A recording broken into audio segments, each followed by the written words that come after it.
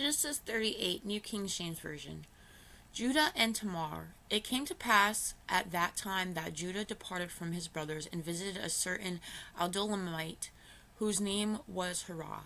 And Judah saw there was a daughter of a certain Canaanite, whose name was Shua, and he married her and went in to her. So she conceived and bore a son, and he called his name She conceived again and bore a son, and she called his name Onan. And she conceived yet again and bore a son, and called his name Shelah. He was at Chezib when she bore him. Then Judah took a wife for his firstborn, and her name was Tamar. But Judah's firstborn, was wicked in the sight of the Lord, and the Lord killed him. And Judah said to Onan, "Go in to your brother's wife and marry her, and raise up on her hair to your brother." But Onan knew that the hair would not be his, and it came to pass, when he went to his brother's wife, that he admitted on the ground, lest he should give an hair to his brother. And the thing which he did displeased the Lord, therefore he killed him also. Then Judah said to Tamar his daughter-in-law, "Remain a widow in your father's house till my son Shelah is grown." For he said, lest he also die like his brothers. And Tamar went and dwelt in her father's house. Now in the process of time, the daughter of Shua, Judah's wife, died, and Judah was comforted, and went up to his sheep shearers at Timnah, he and his friend Hirah the Hadullamite. And it was told Tamar, saying, "Look, your father-in-law is going up to Timnah to shear his sheep." So she took off her widow's garment, covered herself with a veil, and wrapped herself, and sat in an open place, which was the way to Timnah, for she saw that Shelah was grown, and she not given to him as a wife.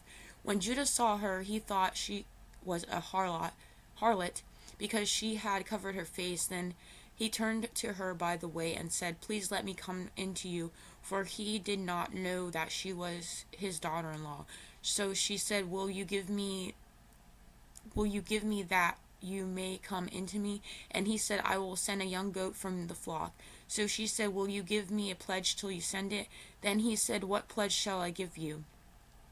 So she said, "Your signet and cord and your staff that is in your hand." Then he gave them to her, and went in to her, and she conceived by him.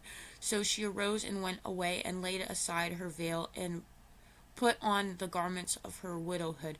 And Judah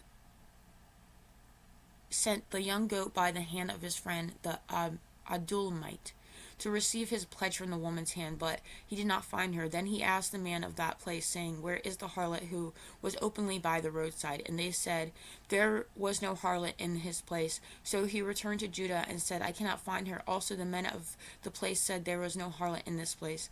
Then Judah said, "Let her take them from herself, lest we be shamed, for I sent you the young goat, and you have not found her."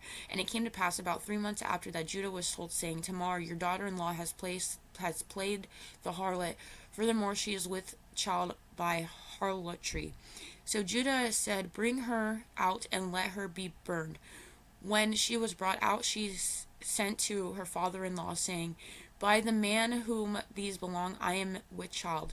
And she said, "Please determine whose there are, the signet and cord and staff." So Judah acknowledged them and said, "She has been more righteous than I, because I did not give her to Shelah my son," and he never knew her again.